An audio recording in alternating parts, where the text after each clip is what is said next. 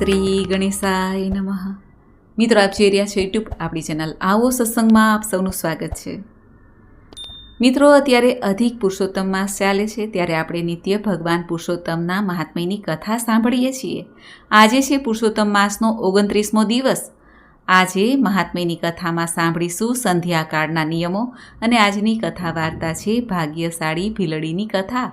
તથા આજે ભગવાન વિષ્ણુના 108 નામ પણ સાંભળીશું સંકીર્તનના રૂપમાં. જો આપના વિડીયો પસંદ આવે તો લાઇક કરજો, શેર કરજો. આપ આ ચેનલ પહેલી વખત જોઈ રહ્યા છો તો સબસ્ક્રાઈબ કરી લેજો, જેથી આવનાર નવા વિડીયોની માહિતી આપ સુધી તુરંત પહોંચી શકે. ધન્યવાદ. વસુદેવ વસુતમ દેવમ કંસ ચાણૂરમર્દનમ દેવકી પરમાનંદમ શ્રી કૃષ્ણમ વંદે જગદગુરુમ. બોલો ભગવાન શ્રી કૃષ્ણની જય. મિત્રો, પુરુષોત્તમ માસ કે અધિક માસ જે 3 વર્ષે આવે છે, જે માસનું નામ ભગવાન શ્રી કૃષ્ણના નામ પરથી છે, એટલા માટે પણ આ માસનું મહાત્મ્ય ઘણું છે. અને આ જે પુરુષોત્તમ માસ હતો તે મલમાસ કહેવાતો હતો. જ્યારે તે દુઃખી થઈને ભગવાનના શરણે ગયો ત્યારે ભક્ત વત્સલ ભગવાને પોતાનું જ નામ આ માસને આપી દીધું. માટે 12 માસમાં જે સર્વોત્તમ માસ છે તે છે પુરુષોત્તમ માસ. આ માસમાં સ્નાન, દાન, જપનો ઘણો મહિમા છે. અને હવે તો પુરુષોત્તમ માસ પૂરો થવા પણ આવ્યો છે. પુરુષોત્તમ માસના મહાત્મ્યની કથા સાંભળવાથી ભગવાન શ્રી કૃષ્ણની કૃપા પ્રાપ્ત થાય છે. ભગવાન નારાયણ અને શ્રી કૃષ્ણની પૂજા કરીને ભક્તો મનોવાંછિત ફળની પ્રાપ્તિ કરી શકે છે. સાથે જ આ લોક પરલોક સાર્થક કરી શકે છે. વૈકુંઠ ધામની પ્રાપ્તિ થાય છે એવો મહિમા છે જે ભક્તો આ પુરુષોત્તમ માસનું સેવન નિયમથી કરે છે. ભગવાનને રીઝવે છે, કાલાવાલા કરે છે, તુલસી દલથી પૂજન કરે છે. એવો આ પુરુષોત્તમ માસની કથાનો અધ્યાય 29મો આપણે સાંભળીએ છીએ. અને આજની મહાત્મ્યની કથા છે સંધ્યાકાળના નિયમો. આવો આપણે સાંભળીએ પ્રભુનું સ્મરણ કરીને. બોલો પુરુષોત્તમ રાયની જય. સુત પુરાણી સોનક આદિ ઋષિઓને કહે છે, હે મુનિ શ્રેષ્ઠો, કદરી બ્રાહ્મણ ગોલોકમાં સ્થાન પામ્યા તેનું કારણ તેનાથી પુરુષોત્તમ માસમાં ન છૂટકે નિરાહાર રહેવાયું અને પવિત્ર કુંડમાં સ્નાન પામ્યા તે છે. હવે ભગવાન નારાયણને નારદજીએ જે પ્રશ્ન પૂછ્યો કે આપે સવારે પૂજા કરવાની વિધિ વગેરે આગળ જણાવ્યું, પણ દિવસના ઉત્તર ભાગમાં વ્યક્તિએ શું કરવું જોઈએ તે જણાવવાની કૃપા કરશો? નારદજીની જિજ્ઞાસા સંતોષવા ભગવાન નારાયણે જે કહ્યું તે હું તમને સંભળાવું છું, તે ધ્યાનથી સાંભળો. સવારે ધ્યાન પૂજા કર્યા પછી મધ્યાહને પંચમહાયજ્ઞ કરવો, અન્ન બલિદાન મૂકવું, મહેમાનને જમાડવા, કાગવાસ કરવું, કૂતરાને ગાયને અન્નદાન કરવું, ઉપરાંત સંન્યાસી અને બ્રહ્મચારીઓને ભિક્ષા આપવી, પૂર્વ દિશાઓમાં મોં રાખીને ભોજન કરવું, ભોજન કરતી વખતે કોઈની નિંદા ન કરવી, મન પ્રસન્ન રાખવું અને આસન ઉપર બેસવું. યોગીએ 8 કોળિયા, વાનપ્રસ્થે 16 કોળિયા અને ગૃહસ્થ આશ્રમીએ 32 કોળિયા અને બ્રહ્મચારીએ જેટલું પીરસ્યું હોય તેટલું ભોજન કરવું. વાસી અને નિષેધ ખોરાક ખાવો નહીં. જમ્યા પછી કોગળા કરવા, જમ્યા પછી પાણી લઈને મંત્ર ભણીને અંજલિ મૂકવી. અગસ્ત્ય મુનિને યાદ કરવા, શ્રી કૃષ્ણ ભગવાનનું ધ્યાન કરવું. સૂર્ય અસ્ત થવાની તૈયારીમાં થાય ત્યારે નદીએ જઈને સ્નાન કરવું. ઘેર આવીને ફરી હાથ પગ મોં ધોઈને સાયં સંધ્યા કરવી. સંધ્યા કરતી વખતે ગાયત્રી મંત્રનો જાપ કરવો. ઓમ ભૂર્ભુવસ્વઃ તત્સવિતુર્વરેણ્યમ ભર્ગો દેવસ્ય ધીમહિ ધિયો યો નઃ પ્રચોદયાત. ત્યારબાદ દિશાઓના દેવતાઓને નમસ્કાર કરવા. સંધ્યા કાર્ય પછી થોડું જમવું, પછી સૂઈ જવું. પોતાને ત્યાં પૂર્વ તરફ મોં રાખવું, સસરાને ત્યાં દક્ષિણ તરફ મોં રાખવું અને પ્રવાસમાં પશ્ચિમ તરફ મોં રાખીને સૂઈ જવું. ઉત્તર દિશાએ મોં રાખીને કે ગાદલા ઓશિકા વિના કદી પણ સૂઈ ન જવું. સૂતી વેળાએ ભગવાન વિષ્ણુ તથા પંચ ઋષિઓનું ધ્યાન અવશ્ય ધરવું. પહેલો અને છેલ્લો પ્રહર વેદાભ્યાસ માટે, બાકીના 2 પ્રહર જ સૂવું. માંસ અને દારૂનો ત્યાગ કરવો, પરસ્ત્રી સાથે ગમન ન કરવું, બીજા ધર્મની નિંદા ન કરવી. આ બધા નિયમોનું પાલન કરનાર વ્યક્તિ સંસારમાં સુખ ભોગવીને અંતે વૈકુંઠમાં જાય છે. શ્રી બૃહદ નારદીય પુરાણમાંના શ્રી પુરુષોત્તમ મહાત્મયમાંનો સંધ્યાકાળના નિયમો નામનો 29મો અધ્યાય સંપૂર્ણ થાય છે. બોલો પુરુષોત્તમ ભગવાનની જય. હવે આપણે સાંભળીએ આજની કથા વાર્તા ભાગ્યશાળી ભીલડીની કથા. બોલો ભગવાન શ્રી કૃષ્ણની જય. એક ગામમાં બ્રાહ્મણ અને બ્રાહ્મણી રહે. બ્રાહ્મણ સંતોષી અને વિદ્વાન હતા. બ્રાહ્મણી પણ ધર્મનિષ્ઠ, સદ્ગુણી અને સુશીલ હતા.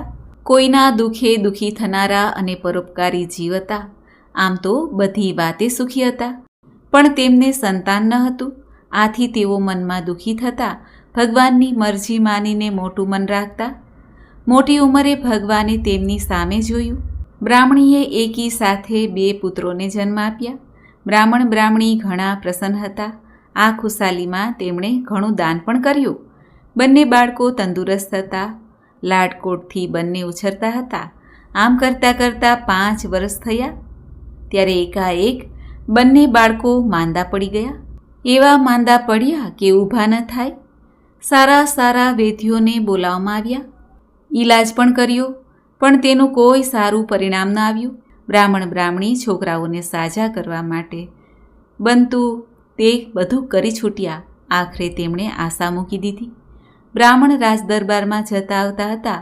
તેને થયું કે હું રાજાને વિનંતી કરું, રાજવૈદ્ય પાસે દવા કરાવું, તેનાથી જો દીકરાઓ સાજા થઈ જાય તો સારું. એમ વિચારીને તે રાજદરબારમાં ગયા. રાજાને જઈને વિનંતી કરી કે મારા 2 પુત્રો અસાધ્ય બીમારીમાં સપડાયા છે. ઘણો ઈલાજ કરવા છતાં સારું થતું નથી. જો આપ કૃપા કરીને રાજવૈદ્ય પાસે મારા દીકરાઓનો ઈલાજ કરાવો તો આપનું ઋણ હું જિંદગીભર નહીં ભૂલું. બ્રાહ્મણ પોતાની વાત રાજાને કહી રહ્યા હતા. તે વેળાએ ગાલવ મુનિનું આગમન થયું. રાજાએ તરત ઉઠીને મુનિને આસન આપ્યું. પછી રાજાએ બ્રાહ્મણના દીકરાઓની બીમારી વિશે મુનિને વાત કહી. તેનો કોઈ ઉપાય બતાવવા રાજાએ ગાલવ મુનિને સૂચવ્યું. ગાલવ મુનિ બોલ્યા, હે રાજન અને હે બ્રાહ્મણ, મારી વાત ધ્યાન દઈને સાંભળો. જે નારીએ પૂર્ણ શ્રદ્ધા સાથે પુરુષોત્તમ માસમાં ગંગા સ્નાન કર્યું હોય, પતિવ્રતા ધર્મ પાળ્યો હોય, દાન દક્ષિણા આપી હોય, ગોરો કરી હોય, કોઈ પાપ ન કર્યું હોય, તેવી પુણ્યશાળી નારી જો આ બાળકો ઉપર ગંગાજળ છાંટે તો તરત સાજા થઈ જશે. અત્યારે પુરુષોત્તમ માસ ચાલે છે. પુરુષોત્તમ ભગવાનની માયાનો પાર નથી. તેમની પ્રસન્નતાથી બધા સારાવાના થઈ જશે. રાજાએ ગામમાં ઢંઢેરો પીટાવ્યો, પણ કોઈ નારી સંપૂર્ણ નીતિ નિયમોને પાળનારી ન મળી. રાજાએ ચારેય બાજુ સેવકો દોડાવ્યા. એવી સર્વગુણ સંપન્ન નારીની તપાસ કરાવી. છેવટે સેવકોને એક ભીલડી સર્વગુણ સંપન્ન જોવા મળી. સેવકો ભીલડીને માન સહિત રાજા સમક્ષ દરબારમાં લાવ્યા. રાજા જાતે જ તે ભીલડીને લઈને બ્રાહ્મણ બ્રાહ્મણીને ત્યાં ગયા. બ્રાહ્મણ બ્રાહ્મણી તેમની સમક્ષ હાથ જોડીને ઊભા રહ્યા. પછી તેઓ બાળકની પથારી પાસે જઈને રડવા લાગ્યા. ભીલડીએ તેમને આશ્વાસન આપીને કહ્યું, રડશો નહીં, હું તો નિમિત્ત માત્ર છું. ધાર્યું તો ભગવાનનું થાય. હું તો અધિક માસ સિવાય પણ હંમેશા પુરુષોત્તમ ભગવાનની જ ભક્તિ કરું છું. ગંગા સ્નાન કરું છું, ગૌપૂજન કરું છું, પતિવ્રત ધર્મ પાળું છું. મને શ્રદ્ધા છે કે મારા વહાલા પુરુષોત્તમ ભગવાન આ બાળકોને સાજા કરી દેશે. આટલું કહીને ભીલડીએ બાળકોના ખાટલા પાસે જઈને ત્યાં બેસીને આંખો મીચીને પુરુષોત્તમ ભગવાનને પ્રાર્થના કરી. પછી ઊભા થઈને હાથમાં જળ લઈને બાળકો ઉપર જળનો છંટકાવ કર્યો. 3 વખત જળની અંજલીઓ જય પુરુષોત્તમ ભગવાન કહીને ઉચ્ચારણ કરીને તે બાળકો ઉપર છાંટી. બાળકોમાં ચેતના આવી અને તેઓ ભાનમાં આવ્યા. જાણે અપૂર્વ ચેતનાનો સંચાર થયો હોય તેમ બંને બાળકો એકદમ પથારીમાંથી ઊભા થઈ ગયા. ભીલડીને પગે લાગ્યા. ભીલડીએ તેના માથે હાથ મૂકીને આશીર્વાદ આપ્યા. બ્રાહ્મણ બ્રાહ્મણી અને રાજા પણ ભીલડીના પગે પડી ગયા. ભીલડીએ ત્રણેયને આશીર્વાદ આપ્યા અને ત્રણેયને પુરુષોત્તમ માસનું વ્રત કરવાનો સંકલ્પ કરાવ્યો. રાજાએ ભીલડીને 500 સોના મહોરો બક્ષિસમાં આપી અને કહેવાનું, પતિવ્રતા અને સદ્ગુણી સ્ત્રી ધારે તે થાય, તેને પ્રભુ કૃપા ઘણી, બોલે તે સિદ્ધ થઈ જાય. હે પુરુષોત્તમ ભગવાન, તમે જેવા આ ભીલડીને ફળ્યા તેવા આપનું વ્રત કરનાર, કથા કહેનાર, કથા સાંભળનાર સૌને ફળજો. બોલો પુરુષોત્તમ ભગવાનની જય. તો મિત્રો, આપણે સાંભળ્યો પુરુષોત્તમ માસનો 29મો અધ્યાય અને તેના મહાત્મ્યની કથા. મને આશા છે કે આપને આ વિડીયો જરૂર પસંદ આવ્યો હશે. હવે આપણે સાંભળીએ ભગવાન શ્રી હરિ નારાયણ પુરુષોત્તમના 108 નામ. બોલો ભગવાન શ્રી હરિ લક્ષ્મીપતિ નારાયણની જય. ઓમ વિષ્ણવે નમઃ. ઓમ જિષ્ણવે નમઃ. ઓમ વષટકારાય નમઃ. ઓમ દેવદેવાય નમઃ. ઓમ ત્રિવિક્રમાય નમઃ. ઓમ મહર્ષયે નમઃ. ઓમ કપિલાય નમઃ. ઓમ ધ્રુવાય નમઃ. ઓમ અચ્યુતાય નમઃ. ઓમ શ્રીકૃષ્ણાય નમઃ. ઓમ શ્રીધરાય નમઃ. ઓમ અનંતાય નમઃ. ઓમ ગદાધરાય નમઃ. ઓમ લક્ષ્મીપતયે નમઃ. ઓમ પદ્મનાભાય નમઃ. ઓમ ચતુર્ભુજાય નમઃ. ઓમ શંખભૃતે નમઃ. ઓમ ચક્રીણે નમઃ. ઓમ સારંગપાણ્યે નમઃ. ઓમ ખડગધરાય નમઃ. ઓમ પૃથ્વીપતયે નમઃ. ઓમ પ્રદ્યુત્મનાય નમઃ.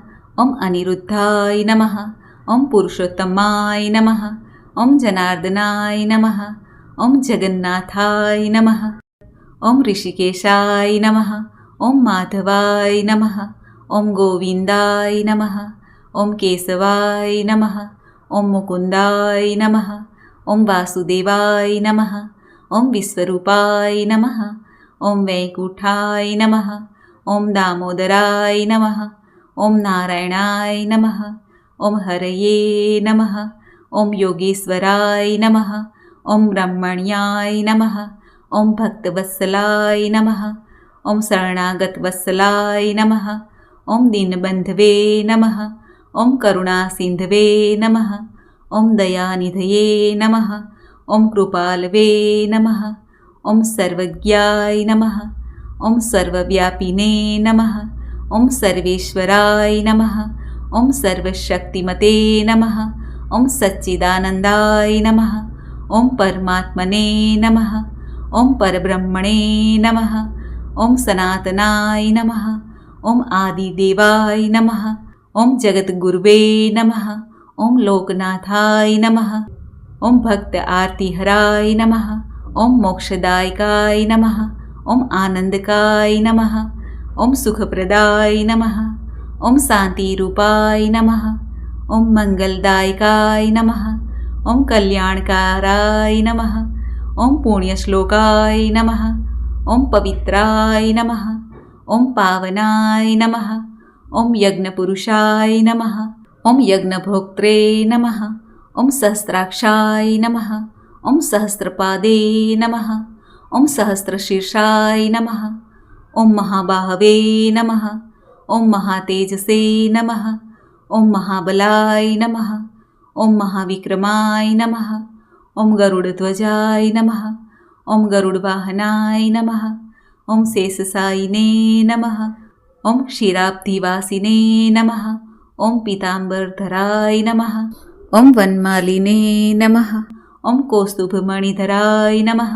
ઓમ શ્રીવત્સવક્ષસે નમઃ. ઓમ સૌમ્યરૂપાય નમઃ.